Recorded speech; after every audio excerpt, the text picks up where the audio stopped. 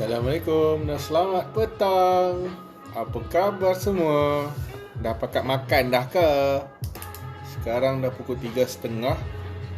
So mungkin kebanyakan kita masih di tempat kerja dan tengah sprinting sejam yang terakhir sebelum nak balik rumah kan. Sejam setengah yang terakhir sebelum balik rumah. Dah tengah fikir dah nak balik, takut jam apa semua Okey, tak apa, teruskan bertugas biar saya syok sendiri seorang-seorang sekarang ni. So, maaf hari ni saya pagi sibuk sikit. Ada aktiviti mengorek lagi pagi ni. Alhamdulillah selesai tugas dan buat kerja-kerja sampingan saya lain. Dah ada masa petang ni sikit untuk kita bersembang-sembang.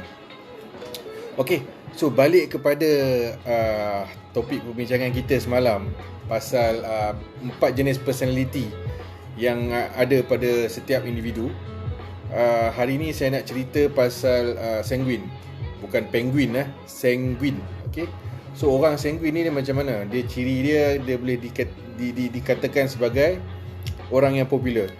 So orang yang popular ni apa dia punya ciri-ciri? Yang pertama, dia kita panggil dia the life of the party. So maksudnya kalau dalam satu-satu jamuan ataupun makan-makan acara apa-apa, kena dia ada tu. So nampak benda tu hidup. So kalau dia tak ada, orang akan tanya dia gimana. Tu orang sanguine lah tu. Okey. Lepas tu dia ni suka cakap banyak. Cakap popek. Sebab dia seronok nak cakap dengan orang kan. Okey. Lepas tu apa lagi ciri-ciri orang sanguine ni? Dia suka melawak, pandai berjenaka. Okey. Dia suka bagi orang gelak, bagi orang happy sebab dia suka happy. Okey, so dia nak orang lain pun happy juga macam dia. Apa lagi ciri-ciri orang yang sanguine ni? Dia sangat optimistik. Dia buat sesuatu perkara tu asalkan benda tu dia rasa seronok dia buat. Bahaya tak bahaya, ada impact tak ada impact selepas tu, dia tak fikir lagi. Dia penting dia rasa syok masa dia tengah buat benda tu. Lepas tu apa lagi, dia senang berkawan.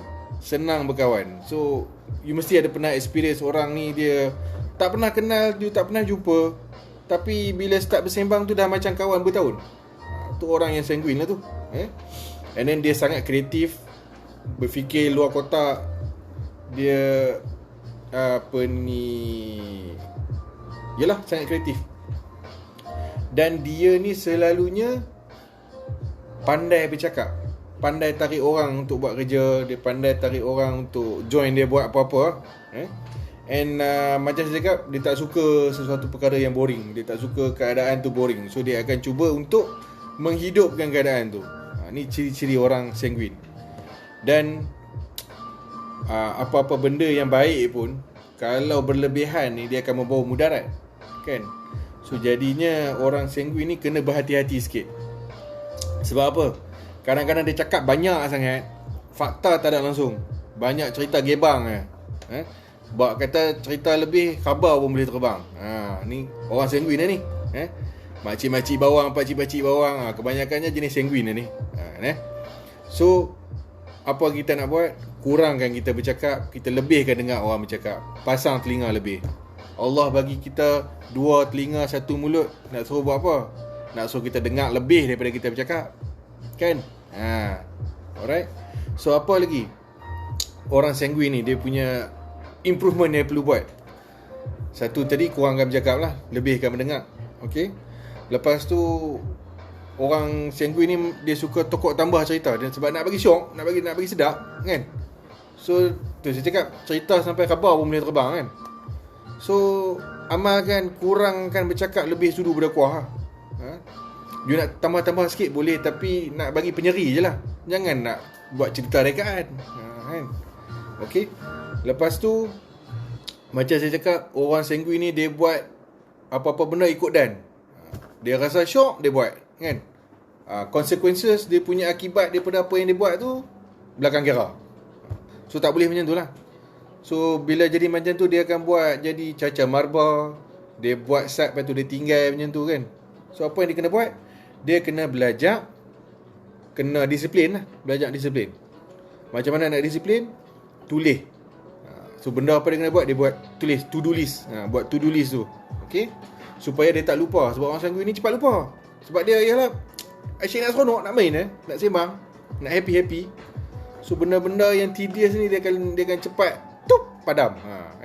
So benda-benda macam tu penting untuk orang yang sanguin. Okay.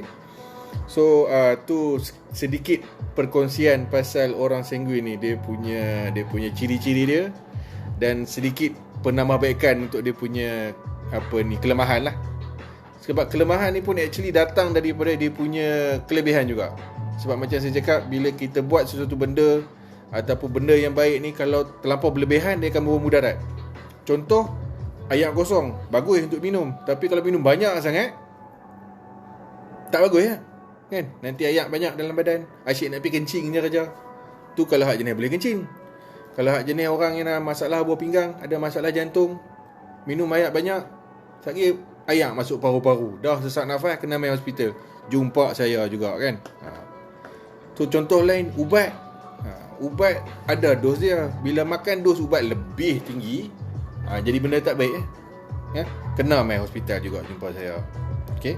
So beringat-ingat, saya nak pesan, sebab saya ni pun seperti yang saya rasa anda semua tahu, saya ni pun sanguin.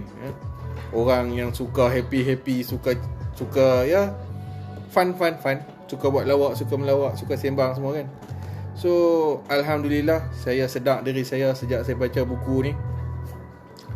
Buku ni bagus, Personality Plus daripada Florence Litour. Okay.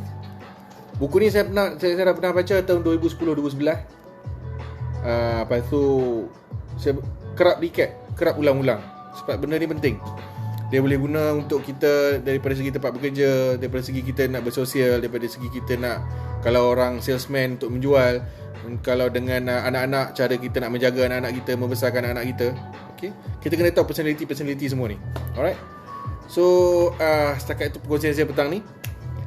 Harap apa yang saya bagi ni ada manfaat. Tambah-tambah kepada orang sanguin di luar sana. Penguin kita belakang kamera, ni sanguin. Okay.